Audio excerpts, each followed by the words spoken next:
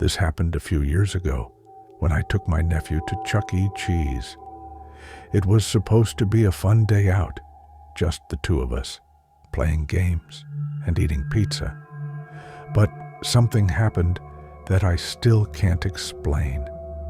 We were playing in the arcade area when my nephew spotted a boy about his age standing near the skee ball machines.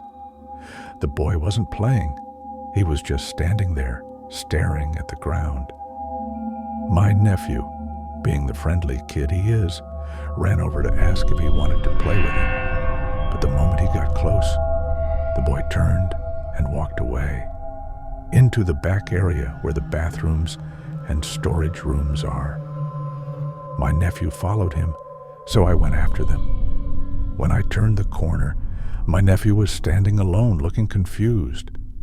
I asked him what was wrong, and he said, "The boy went in there," pointing to a door labeled "Staff Only." I figured the kid must have been the child of an employee, so I told my nephew to leave him be. But then, as we were walking back to the arcade, my nephew stopped dead in his tracks. "There he is," he shouted, pointing at the same boy, except this time the boy was standing near the animatronics. He was staring at us, his eyes wide and dark. I decided to go over and ask the staff if they knew who the kid was, but when I looked back to show them, he was gone. I asked the employees if any kids had wandered off or gone into the back area, but no one knew anything. The strangest part, when I described the boy to one of the older employees, she got really pale and told me quietly, "We don't talk about him." I asked what she meant, but she just shook her head and walked away. We left soon after that, but sometimes, late at night, I swear I can still see that boy's face in my mind.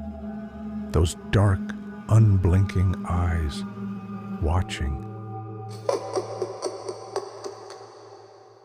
A few years back, I worked at a Chuck E. Cheese during college. It was your average job, taking orders, cleaning up, and sometimes working late to close the place down. One night, I was on closing duty with my manager, Paul. Pretty quiet night overall, until we had to check the security footage. Some parents had mentioned that their kid had gone missing for a few minutes earlier in the day, though he showed up fine. They just wanted us to double-check the tapes to see what happened. So, we went to the back office to review the footage. The cameras at Chuck E. Cheese cover the whole place: arcade, dining area, and the entrance. We started scrolling through, watching the normal chaos of kids running around, playing games, and eating pizza. Nothing strange at first. But then, around 4:30 p.m., the time the parents said their kid went missing, we saw something odd. The kid was in the arcade, playing skee ball, and then suddenly, he wasn't. 1 second he's there, and in the next frame, he's just gone. No walking away, no running off. He just vanished from the screen. I thought it was a glitch at first, but then Paul noticed something in the background. There was a man standing near the far corner of the arcade, just at the edge of the camera's view.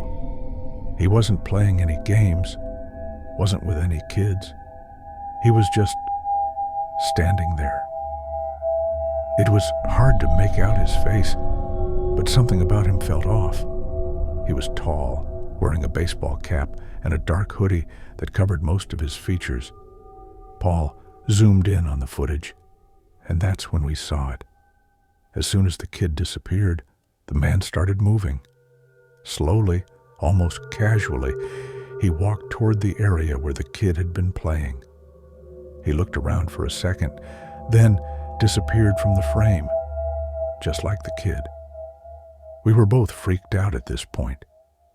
Paul rewound the footage and watched it again, but the same thing happened. One second the man's there, the next, he's gone.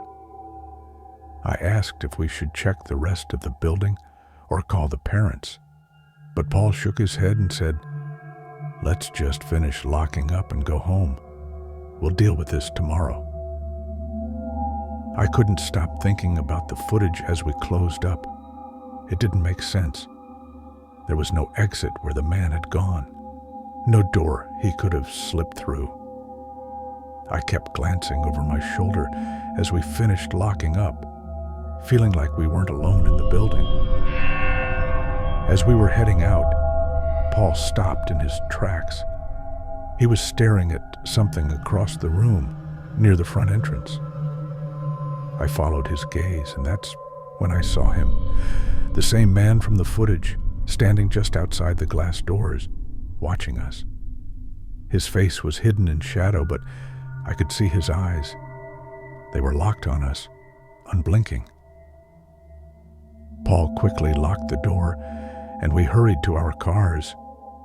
We never talked about that night again, but every time I worked late after that, I couldn't shake the feeling that the man was still out there, watching. I took my daughter to Chuck E. Cheese for her 7th birthday. It was her favorite place, and honestly, I had no problem with it. The lights, the games, the pizza. It was all part of the charm. We invited a few friends, set up the party, and everything seemed perfect at first. But as the day went on, something felt off. It started when we noticed an extra child at the table. I knew all of my daughter's friends, but this boy was different. He was pale, almost sickly looking, with wide, dark eyes. He didn't say a word, just sat there, staring. My wife and I asked the other parents if they knew him, but no one had a clue who he was. I tried to approach him, but every time I got close, he'd slip away into the crowd. I brushed it off at first, thinking maybe he was just a shy kid who wandered over to our table by mistake.